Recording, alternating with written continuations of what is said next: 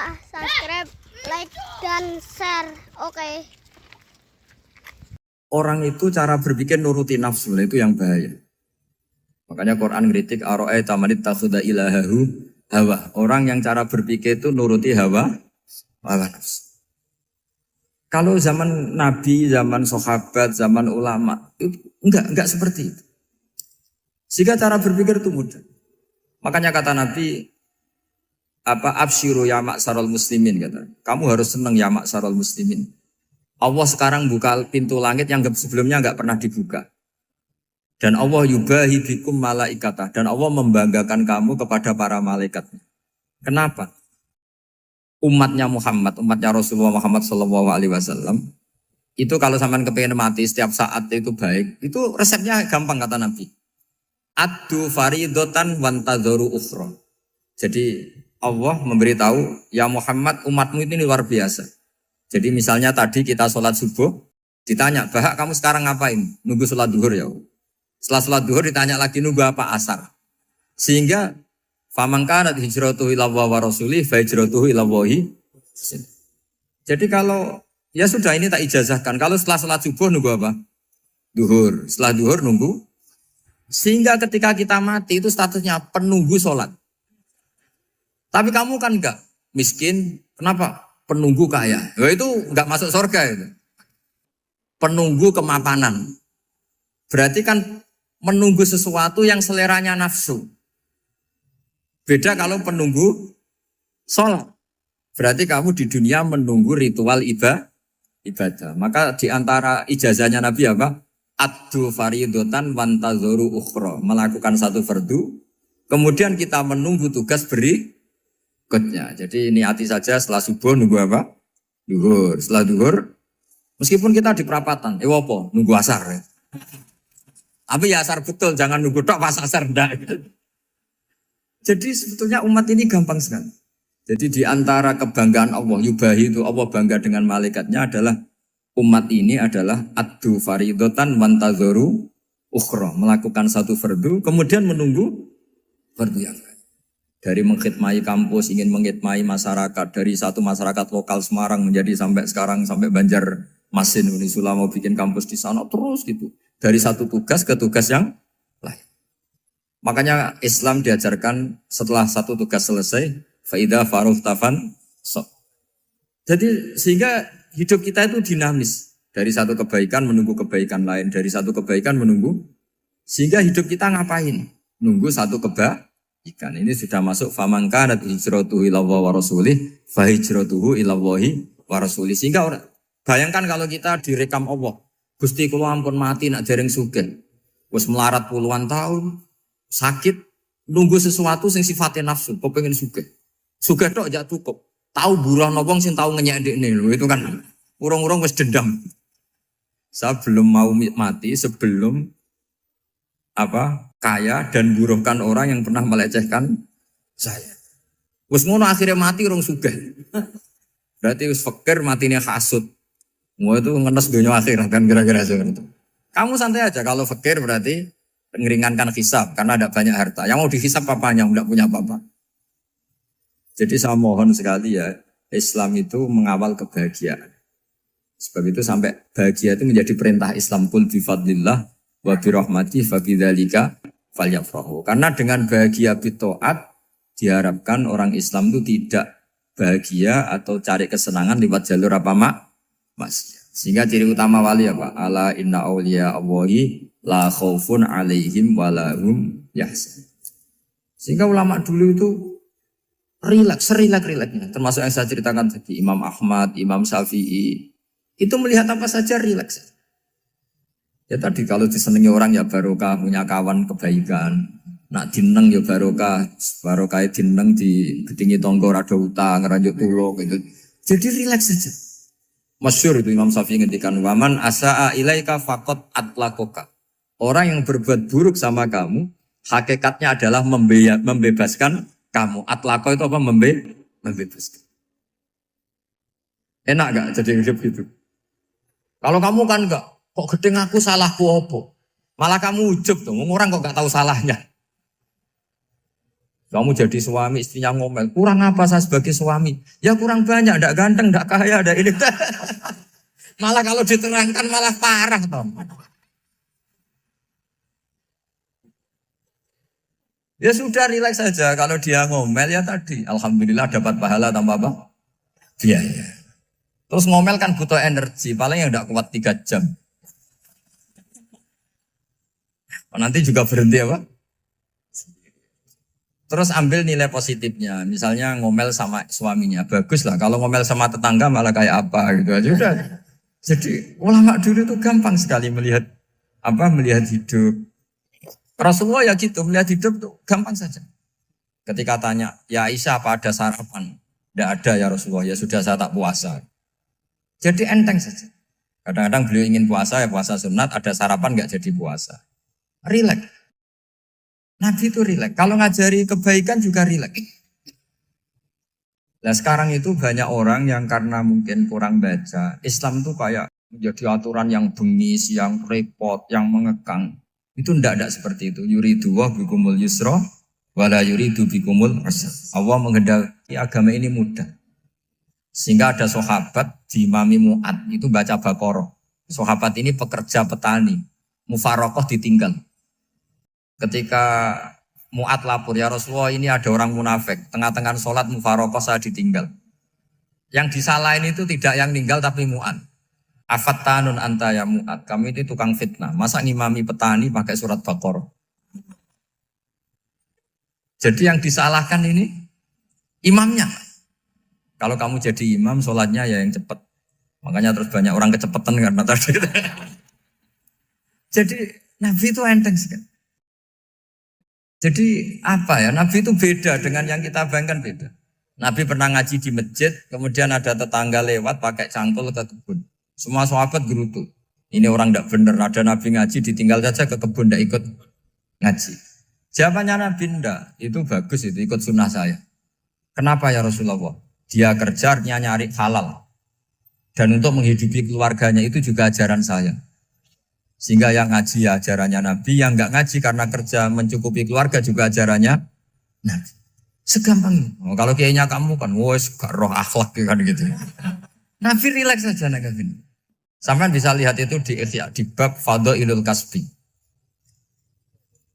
Makanya ini penting sekali supaya orang itu berpikir Islam atau mendakwakan Islam itu berdasar sanad. Ya, yang mutasil yang pernah dilakukan Rasulullah SAW. Sesuatu yang dilarang Allah itu pasti madharat. Maka untuk melarang seseorang bergantung sama narkoba misalnya atau hal-hal yang bahaya pada fisik, itu satu tentu bagi ahlullah, tentu karena takut Allah.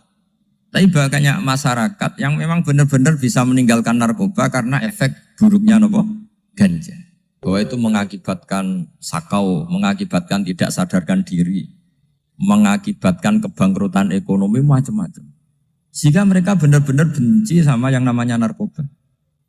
Jadi di antara manhajul Quran itu kalau mentakbih, memburuk-burukkan maksiat itu mesti dikritik innahu kana fahisyah. Innahu kana fahisyata wa maqta wa sa'a sabila. Innahu kana fahisyata wa sa'a sabila. Diulang beberapa kali. Sehingga dibutuhkan kecakapan untuk menganggap satu hal yang buruk itu fahsyah, sesuatu yang enggak rasional, sesuatu yang tidak positif, sesuatu yang pasti berdampak negatif. Sehingga kalau misalnya tadi dibacakan oleh Qori, kuntum khaira ummatin ukhrijat linnasi ta'muruna bil ma'ruf wa tanhauna 'anil munkar. Untuk berhenti dari kemungkaran itu satu takbihun litil kal mungkar atau litil kal mungkarat, bahwa mungkarat itu kita cap, kita stigmasi bahwa itu buruk sekali. Seperti Nabi mengajarkan pemuda tadi, masa kamu suka ibu kamu digitukin lelaki lain, putri kamu, bule kamu, bude kamu, sehingga orang ini pikirannya termindset betapa buruknya zina. Sama seperti kita sukses memindset betapa buruknya narkoba, betapa buruknya bahan-bahan terlarang. Begitu juga seterusnya terus pengkhianat dan sebagainya. Tapi problem manusia adalah dia itu akan mencari kebahagiaan atau kesenangan sesaat. Maka caranya gimana? Keinginan senang lewat maksiat ini dilawan dengan nyaman dengan taat. Saya ulang lagi, nyaman dengan taat. Sehingga ulama dulu punya kalimatul munajat, artinya kalimat hubungan pribadi sama Allah yang menjadikan orang itu nyaman. Dan ini yang diajarkan kitab-kitab tasawuf. Kitab tasawuf itu sukses mengajarkan melihat alam raya ini semuanya nyaman, termasuk yang mengecewakan. Itu dianggap nyaman. Saya berkali-kali mengajarkan ilmu ini karena ini musalsal ila Rasulillah SAW. Itu pernah suatu saat Imam Ahmad itu dipanggil sama tetangganya, anak muda. Tentu Imam Ahmad ini orang yang sangat soleh, sangat waroi, sangat tunduk sama perintahnya Allah dan Rasul. Pemuda tadi manggil, ya Ahmad, datang ke rumah saya. Imam Ahmad datang. Setelah sampai ke pemuda tadi, sudah pulang lagi, saya tidak butuh kamu. Pulang lagi. Setelah sampai rumah dipanggil lagi, ya Ahmad, datang lagi. Datang lagi. Oh, saya tidak jadi butuh, pulang lagi. Sampai 3 kali. Dan itu perangai ekspresi Imam Ahmad itu atau ulama lain yang sesoleh beliau itu nyaman, indah. Beliau tetap senyum-senyum nyaman.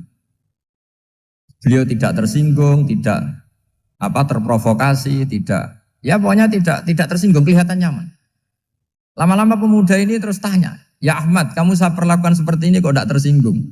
Kamu senyum-senyum saja, happy-happy saja. Jawabnya Imam Ahmad itu unik. Wahai pemuda, saya kamu panggil itu senang sekali.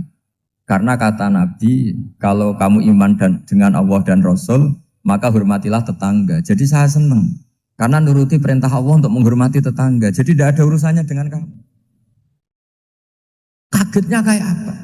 Jadi dipanggil tetangga ya senang karena melakukan perintahnya Allah dan Rasul, yaitu ikramul jar, fal yukrim jarum. Disuruh pulang, kamu ingin saya pulang, ya saya pulang. Disuruh datang, ya saya datang. Jadi saya tidak tersinggung, saya tidak ada urusan dengan kamu. Urusan saya dengan Allah Subhanahu wa Ta'ala. Itu kalau bapak-bapak istrinya ngomel terus sabar itu ya bagus. Saya tidak punya urusan. Kalau kamu terprovokasi oleh istri, berarti kamu didikte oleh makhluk. Masa seorang rektor didikte makhluk? Kan tidak keren. Apalagi seorang habib didikte makhluk, kan tidak keren. Yang bisa mendikte kita hanya Allah Subhanahu wa Ta'ala. Dan Allah mendikte kita, mengajarkan kita wa ashiruhunna bil ma'ruf fa in karihtuhunna fa'asa an takrahu shay'a wa yaj'alallahu fi khairan katsira. Jadi cara melihat istri kita bawel gitu atau cerewet, alhamdulillah ini ada pahala tanpa modal, cukup sabar. Kalau istri kamu sedang mesra, malah mintanya ke mall, malah biayanya tinggi. Murah mana dapat pahala dimarahin sama saat mesra minta ke mall? Milih yang pertama kan? Nah ya itu tidak usah modal. Ya gitu aja. Jadi kalau istri sedang marah, bawel, anggap saja ini rezeki. Dapat pahala tanpa apa? Biaya. Nah, kalau pas rukun malah nantang ke mall, biayanya malah tinggi. Jadi ulama dulu itu melihat dunia itu happy. Pernah Imam Syafi'i dikasih tahu, orang yang tadi nyium tangan kamu ya, itu di rumah menghujat Anda. Jadi dia sopan hanya di depan Anda, kalau di luar menghujat Anda. Jawabnya Imam Syafi'i lucu. Ya baguslah. Yang cerita ini kaget. Kenapa bagus ya Aba Abdillah? Kalau manggil Imam Syafi'i ya Aba Abdillah. Ya berarti saya masih wibawa, di depan saya tidak berani katanya. Jadi dipandang enteng saja. Jadi kalau kamu di depan kamu istri kamu tidak berani belanja, tidak ada kamu belanja banyak, anggap saja Anda wibawa. Jadi enteng saja. Pernah Imam Syafi'i dikasih tahu, separuh dari kampung Anda itu gak suka kamu. Ya bagus lah. Kenapa? Oh nak rukun malah bakal utang katanya gitu. Kira-kira yang utang itu yang rukun apa yang neng-nengan? Yang rukun. Jadi enteng saja. Masyhur itu makalahnya Imam Syafi'i. Waman asa'a ilaika faqad atlaqaka. Orang yang berbuat buruk sama kamu berarti membebaskan kamu. Kalau saya sedang nenengan sama Habib Hasan Toha Putra, beliau naik Alphard gak nawarin saya sah karena baru nenengan. Tapi kalau sedang rukun malah harus repot mana? Rukun sama ndak rukun? Repot rukun sebetulnya. Jadi Imam Syafi'i itu happy saja. Kalau sedang rukun sama tetangga ya dianggap rukun itu satu kenikmatan. Sedang nggak rukun ya dianggap satu kenikmatan. Jadi orang dulu itu serilek itu melihat dunia. Kalau kita kan enggak, ego. Wah saya ini suami kok dimarahin istri. Wah ini egonya bangkit. Padahal egonya bangkit itu ada kebodohan di situ.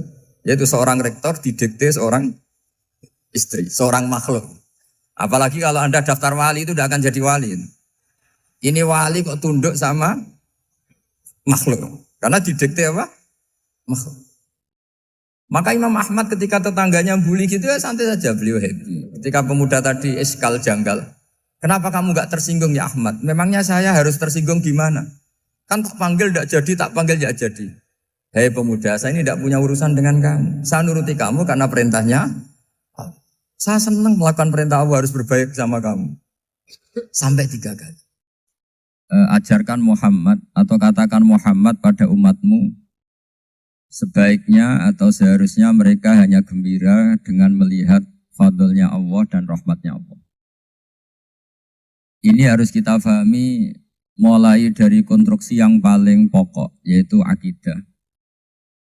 2 ahwal. Ahwal itu 1 perilaku sosial. 3 mutammimat, sesuatu yang tidak pokok, tapi kita butuhkan dalam mengawal hidup ini. Saya beri contoh, itu sampai maksiat, itu karena cari kesenangan. Misalnya baru penat itu, ingin seneng, ada orang yang macam-macam lah, ingin melihat maksiat, apa itu pornografi, apa nyabu, apa macam-macam. Itu sebetulnya agama punya konsep yang luar biasa, yaitu seharusnya seseorang itu gembira. Gembira dengan ketaatan. Lalu pertanyaannya caranya gembira gimana? Gembira itu mudah.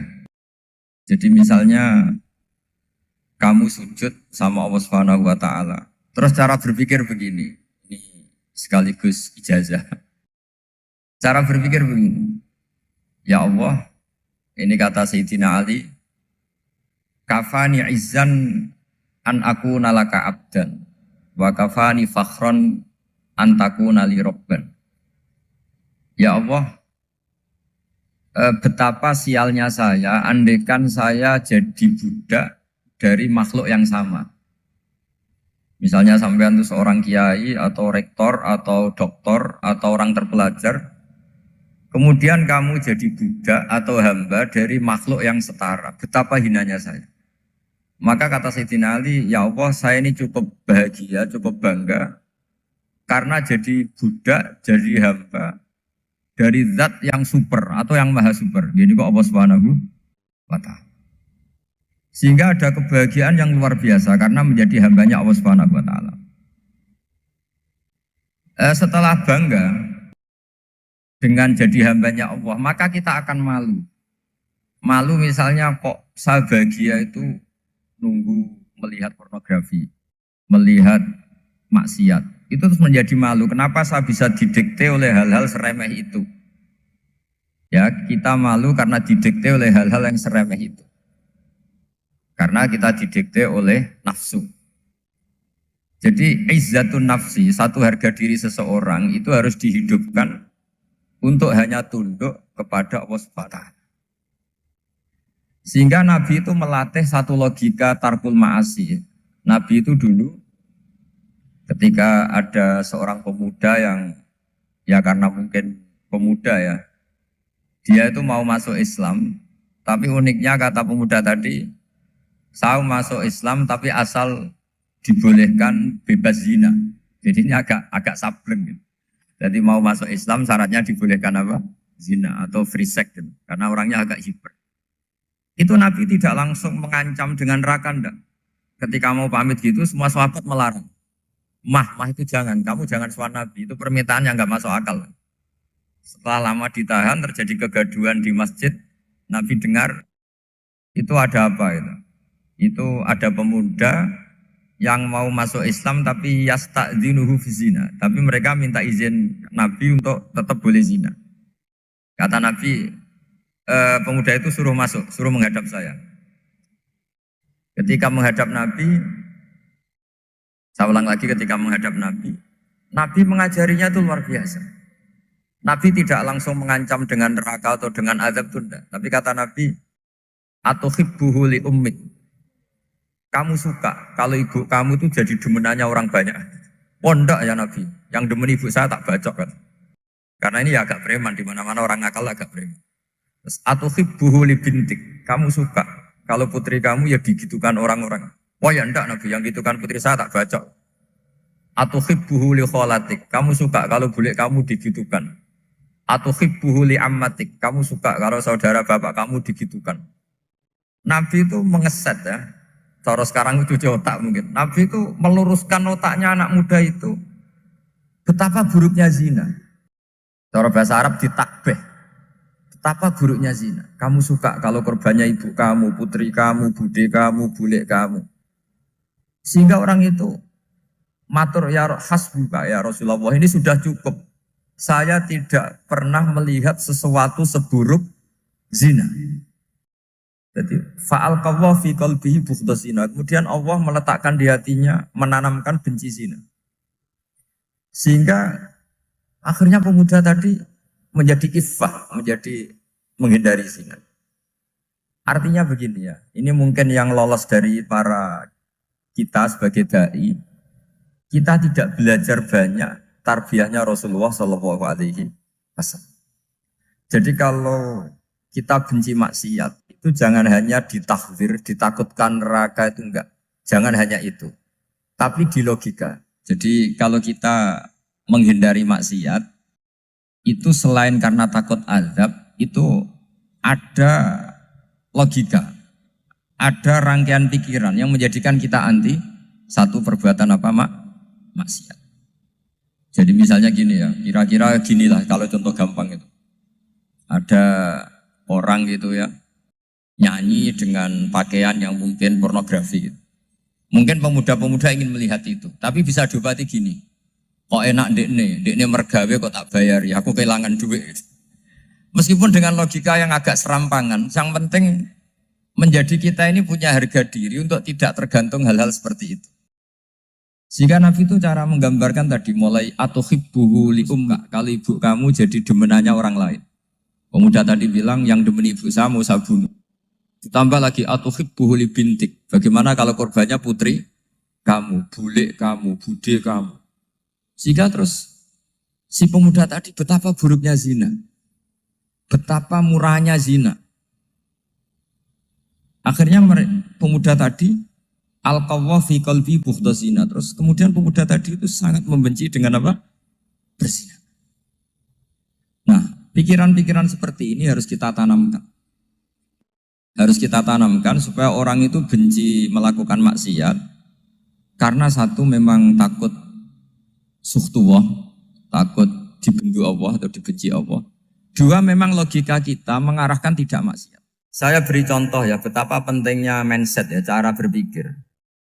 Orang itu menjadi kikir itu karena nganggap hidup itu lama dan uang itu penting. Kalau zaman Nabi itu sederhana kalau melihat hidup.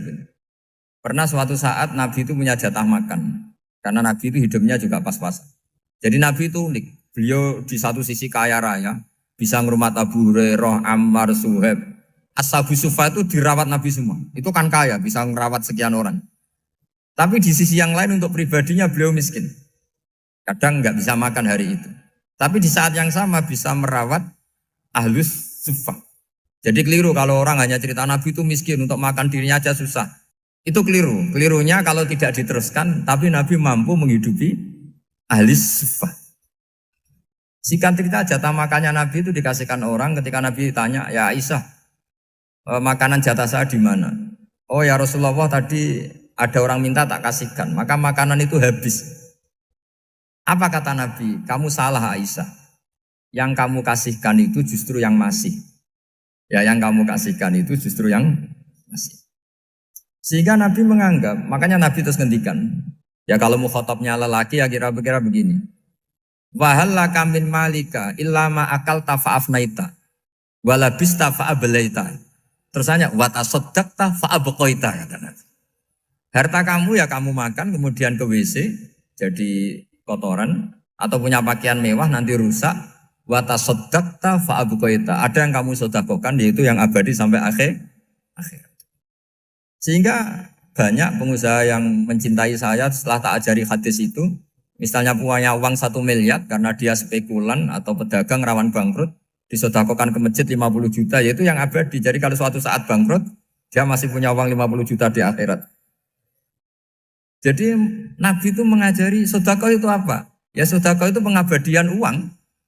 Kalau kita kan enggak, bilang sedekah itu nguras uang. Itu pikirannya setan, dan pikirannya orang Islam. Itu cara berpikir setan, bukan cara berpikir umat apa? Sehingga Sayyid Ali Zainal Abidin itu kalau ada orang minta, kemudian beliau ngasih, itu beliau bilang gini, marhaban biman hamala zadi ilal akhirah.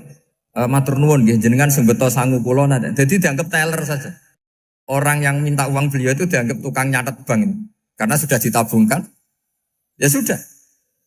Kalau kita kan enggak, wah pengemis tuh ganggu gini-gini. Kecuali pengemis profesi ya mungkin kita agak-agak enak. Mari zaman akhir tuh ada pengemis apa? Profesi. Jadi repot teman. Terus tak beri contoh lagi kebahagiaan ketika kita milih Islam moderat. Islam kita diajarkan guru-guru kita, utamanya oleh guru kita Mbah Maimun. Saya juga sering ketemu beberapa ulama dunia, termasuk Habib Umar. Saya juga ikut sowan ke sini pas beliau sama Habib ini Hasan Toha Putra di sini sama orang-orang moderat. Itu cara berpikir juga luar biasa indah. Beliau pernah cerita ya, beberapa ulama lah, banyak yang cerita itu. Saya pernah diceritani seorang alim ketika ada orang ekstremis itu mau ngebom di tempat maksiat. Kebetulan yang maksiat itu kebanyakan ya orang Islam. Karena di negara yang mayoritas Islam. Ditanya sama Syekh Sa'rawi. Syekh Sa'rawi itu mufassir top di mana? Mesir. Ini mau tak habisin karena mereka orang Islam kok maksiat terus. Terus ditanya sama Imam Sa'rawi. Laumatu ala khini ma'asihim aina masiruhum. Kalau mereka mati dalam keadaan maksiat, mereka kemana? Ya ilanar, mereka pasti masuk neraka. Terus ditanya sama Imam Sa'rawi, wahal masiruhum ilanar muradun nabi amla. Punya umat maksiat kemudian mati masuk neraka, itu yang diinginkan Nabi apa enggak? Ya tidak aja. Ya sudah, enggak usah dibom, ditunggu tobatnya kata-kata. Karena kalau mati dalam keadaan itu ke neraka dan itu tidak yang diinginkan Rasulullah Sallallahu Alaihi Wasallam. Terus ekstremis ini menjadi tobat, tidak berpikir ekstremis Mas. Jadi orang itu harus berpikir mindset yang baik.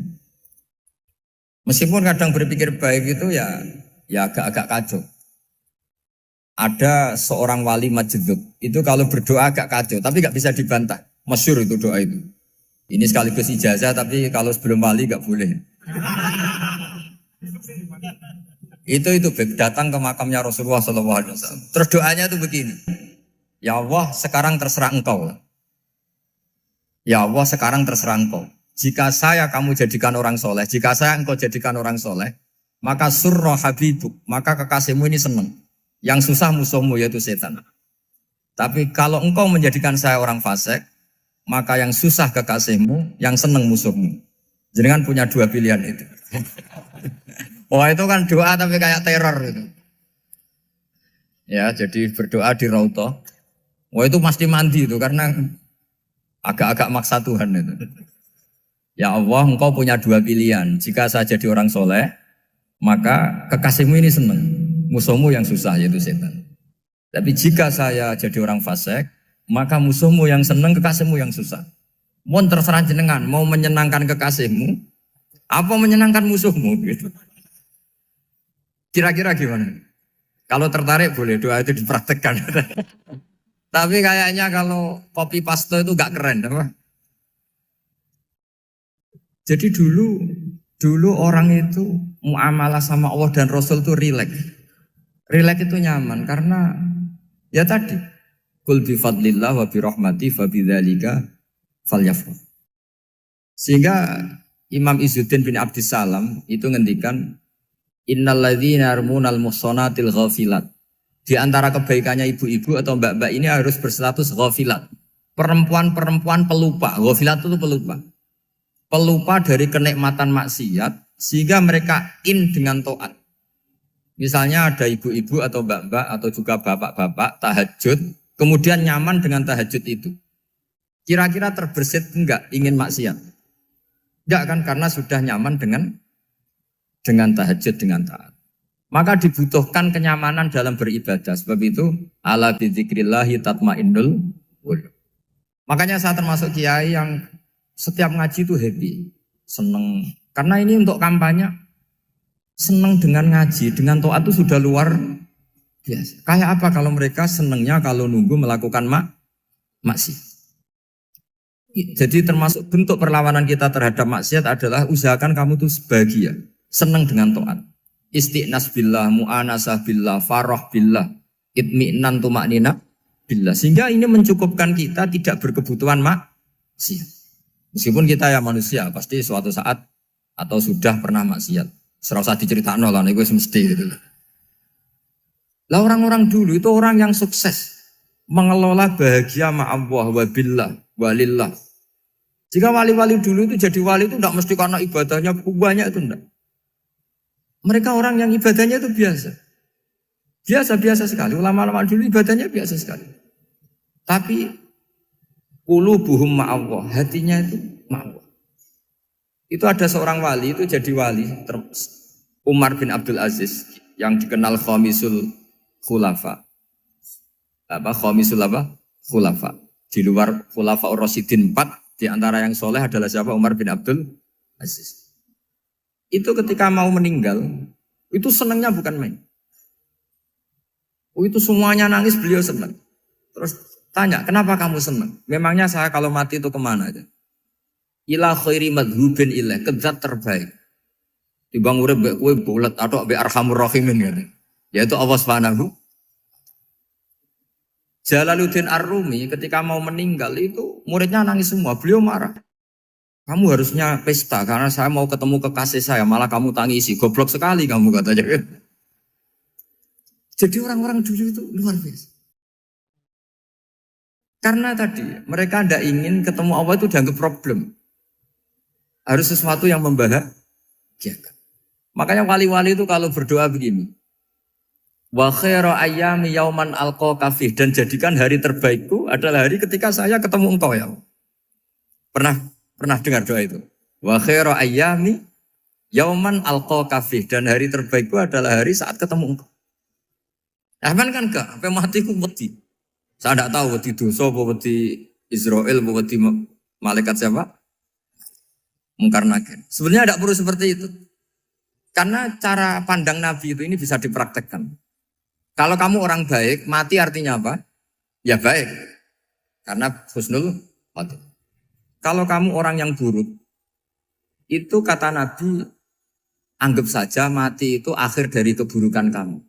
Nah, aku urip terus, malah maksiat terus. Maka Nabi itu kalau ngajari kita berdoa gini, Allah maj'alil hayata ziyadatan li fi kulli khairin wal mauta rohatan li min kulli syarri. Ya Allah, kalau saya hidup, ya anggap saja ziyadah fi kulli khairin, berpotensi nambahi kebaikan. Kalau saya mati, anggap saja ini akhir dari segala keburukan. Maka saya berkali-kali, banyak tradisi ulama-ulama NU, ulama-ulama pesantren, ya ada hanya NU, pokoknya ulama-ulama alim. Itu kalau ada orang mati, orang nakal gitu mati, ini saya gitu. Itu hadirin mesti gak terima. Wapi enang itu orang wakal. Tapi dipaksa sama kiainya, saya gitu. Lama-lama dipaksa. Saya gitu. Padahal yang hatinya kiai, wis ra iso maksiat meneh, wis saya gitu. Karena dengan mati berarti saya sudah tidak bisa maksiat lagi. Jadi Nabi melihat hidup dan mati itu segampang itu. Kalau al-hayata ziyadatan li fi kulli khairin wal mauta rohatan li min kulli syarr. Coba kita ke depan itu kan ada potensi zina, potensi korupsi, potensi maksiat. Yang bisa menghentikan potensi itu apa coba? Mati ya, udah pinter ya. Sudah maju. Berani mati? Berani. Tapi jangan di sini ngel-ngelo panitia. Artinya yang selama ini kita risau dengan kematian, dengan apa? Nabi ngajari kita tadi. Allah maj'alil hayata ziyadatan li fi kulli khairin wal mauta rohatan li min kulli syarr.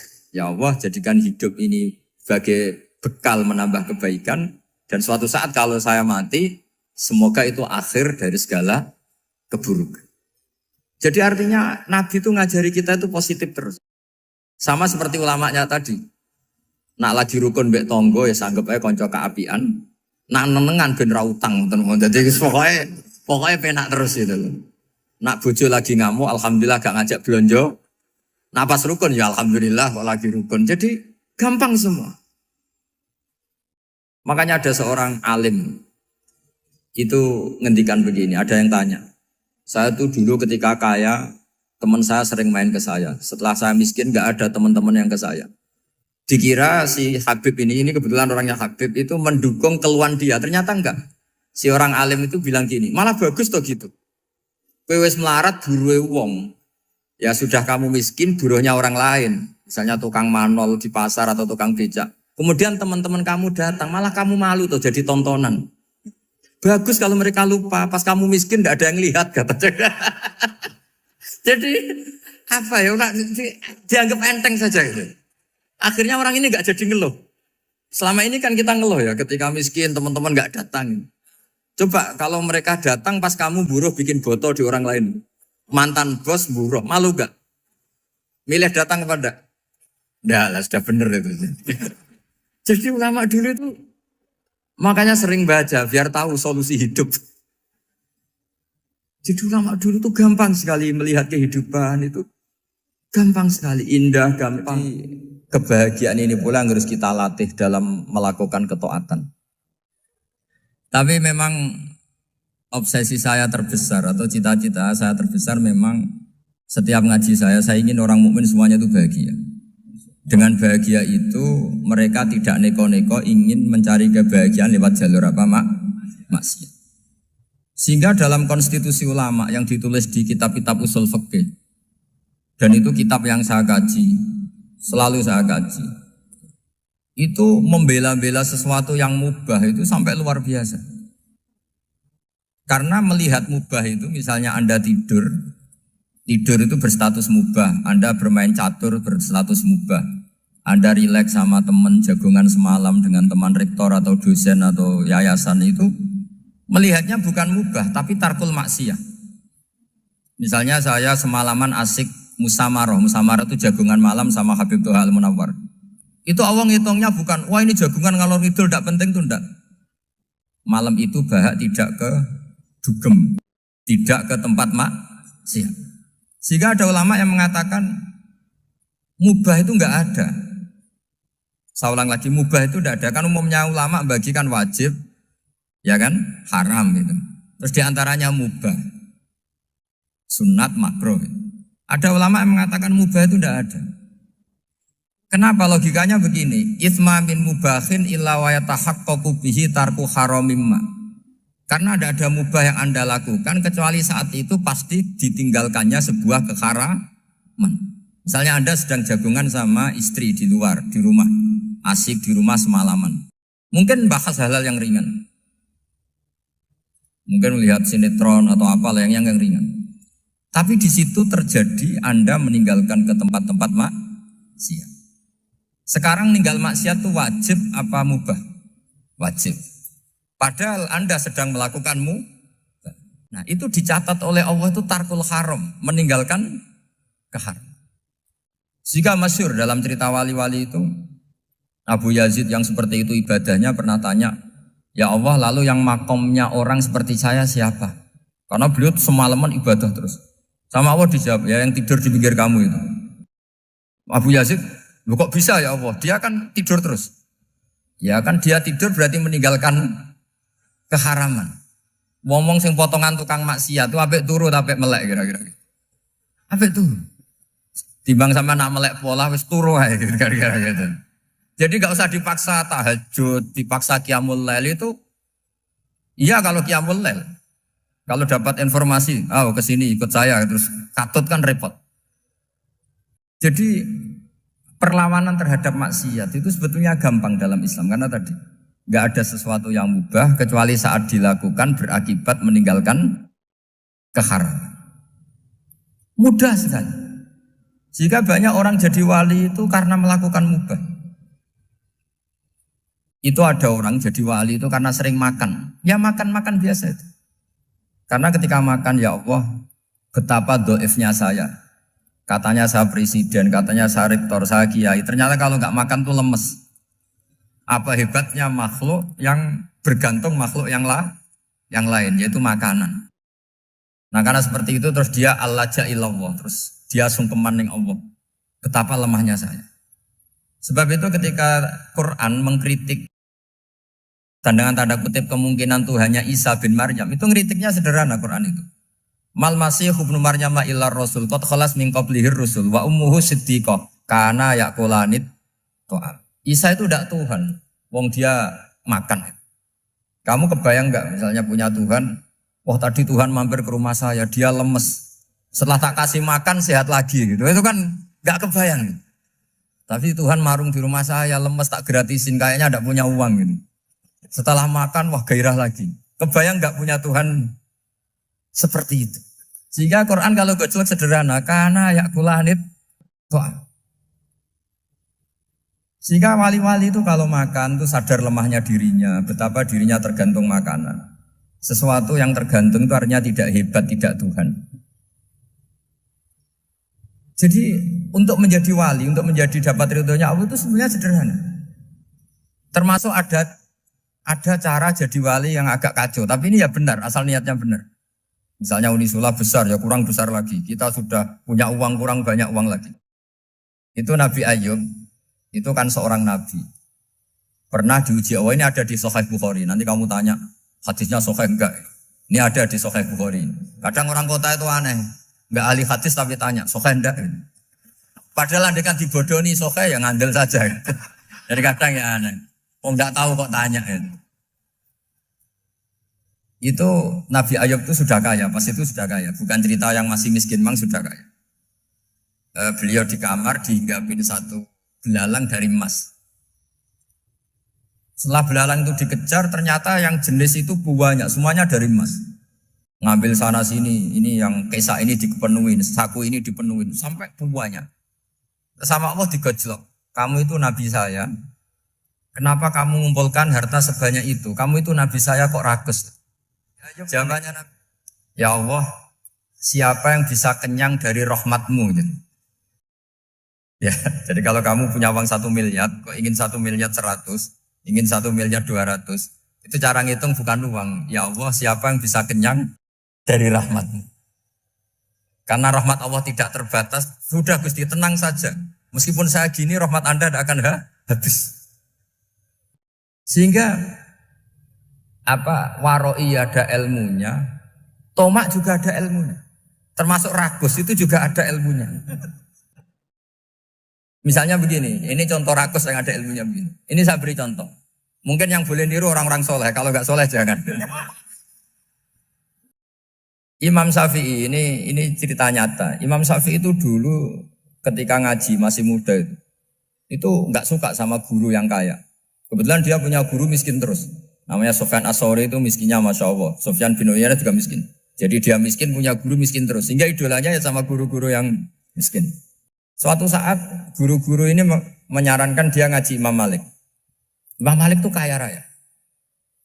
Itu babutnya Imam Malik kalau diinjak itu mata kakinya tidak kelihatan saking halusnya. Kalah Indonesia lah kalah. Imam Malik tuh gaya. Kalau ngaji di kursi tinggi terus pakai bukhur itu, pakai dupa Arab yang mahal itu. Pokoknya mewah kali Imam Malik. Terus dia mulai ini kiai kok kaya. Kemudian setelah beliau alim tanya, saya harus ngaji siapa setelah ilmu jenengan habis kira-kira gitu. Kata Imam Malik, sudah kamu tidak usah perlu ngaji saya, kamu sudah alim alama. Terus Imam Malik datang ke Baki. Zaman itu Baki itu semacam kayak rentalan ya, semacam Grab lah kalau dulu. Mana kafilah yang mau ke Irak? Ya sudah terus, oh kita mau ke Irak. Ini antar ke Muhammad bin Hasan As-Syaibani. Itu dibiayai sama Imam Malik. Grabnya ya dibayarin, itu kafilahnya itu ya dibayarin. Imam Syafi'i disangoni surrotan min dhahabin. Jadi satu kepes uang dikasihkan. Itu pernah tak hitung semurah-murahnya itu sekitar 60 juta. Imam Syafi'i mulai mikir, kiai yang saya kritik lomo, sing kiai miskin tak puji gak pernah ngamal kan, tentu orang miskin. Setelah datang ke Muhammad bin Hasan Asy'ibani, beliau itu pakar usul fikih. Muridnya Abu Hanifah. Beliau al-usuli, pakar usul fikih. Itu Muhammad bin Hasan Asy'ibani itu kalau ngitung emas, itu di ruang tamu. Uangnya miliaran, emasnya banyak. Dari kota ini dipindah ke kota ini. Emas kalau ngitung di ruang tamu. Bukan di kamar, di ruang tamu. Imam Syafi'i tambah kaget. Imam Malik kayak gitu sudah saya soal, malah ini kaya raya.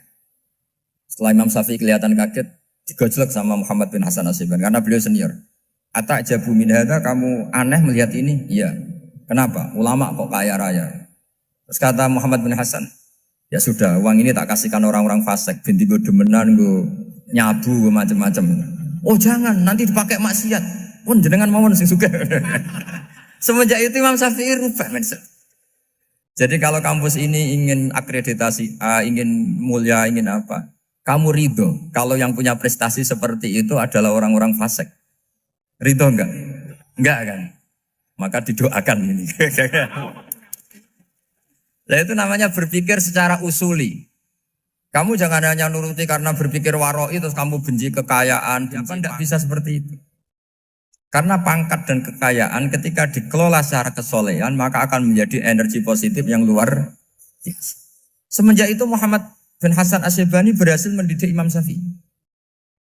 Sampai akhirnya keterusan Imam Syafi'i berpendapat kalau orang Islam bisa bikin rumah tingkat kok punya rumah reok itu haram. Akhirnya keterusan. Kalau bisa jadi bupati kok jadi ketua RT juga haram. Karena al-Islam ya'lu wala yu'la alaih. Islam itu luhur bukan bisa diluhurin. Sehingga rata-rata orang Syafi'iyah termasuk kiai-kiai Indonesia itu rata-rata ya agak-agak politikus. Ya agak-agak kedonyan, mungkin sebagian kedonyan tenan gitu. Karena gak ridho gitu loh. Kalau kesempatan itu dikuasai orang fasik kemudian menjadi kekuatan maksi. Coba kalau bupati itu orang yang fasik. Kemudian programnya supaya rakyat seneng semalaman dangdutan yang purno misalnya. Supaya rakyat seneng dibolehkan dugem, dibolehkan judi. Tapi kalau yang jabat orang soleh kan ada beberapa perda yang menolak penyakit apa? Masyarakat. Jadi kamu jangan melihat bahwa kepangkatan ini hanya sebagai alat korupsi, alat otoriter. Enggak. Asal kena orang soleh, maka ini menjadi energi kesolehan atau energi positif. Sebab itu ketika Allah muji para nabi yang soleh, diantaranya disifati apa? Faqad ataina ala Ibrahim al-kitab wal hikmata, terusannya wa atainahum mulkan azim. Dan Nabi Ibrahim dan keluarganya tak kasih kerajaan yang besar. Nah sekarang masih banyak orang yang cara pandang ngapain bikin unisula yang megah, ngapain berambisi punya akreditasi A dan sebagainya. Menyoal seperti itu salah secara usul fikih. Karena secara usul fikih kesempatan yang baik tentu harus diperjuangkan oleh orang-orang yang soleh. Karena ini supaya jadi otoritas yang positif. Itu dulu ada latihannya. Jadi orang dulu itu gampang sekali ketika milih miskin ditanya, kenapa miskin? Saya ingin hisab saya ringan. Tapi ketika mereka kaya, yang soleh, supaya harta ini tidak dipakai orang yang nanti dipakai maksiat. Kita misalnya orang soleh mau pangkat, karena kita ada ridho, kepangkatan itu dipegang orang maksiat, kemudian menjadi energi maksiat. Begitu juga seterusnya. Maka ulama dulu itu rileks. Sampai Senawawi Al-Bantani itu nanti bisa dicek di tafsir. Qul hal yastawil ladzina ya'lamuna wal ladzina la ya'lamun. Beliau muji-muji ulama. Kemudian ada seorang yang agak hasut mungkin. Tanya begini. Hebatnya ulama itu begini-begini. Terus ditanya, tapi kenapa kita sering melihat ulama ngantri proposal di rumahnya bupati? Kan? Sementara bupati nggak pernah datang ke ulama ngaji ihya. Jawabannya Imam Senawawi itu unik. Ya karena ulama itu tahu gunanya uang, sehingga nyari uang untuk pondok, untuk masjid. Sementara bupatinya tidak tahu gunanya ilmu, maka tidak pernah ngaji. Jadi ya ringan saja. Jadi ya sudah seperti itu. Jadi kalau ada ulama kedonyan, anggap saja karena tahu gunanya uang. Jadi kenapa ulama ngantri di kabupaten, bukan bupati ngantri di ulama? Jawabannya, karena ulama tahu gunanya uang. Sementara bupatinya nggak tahu gunanya ilmu.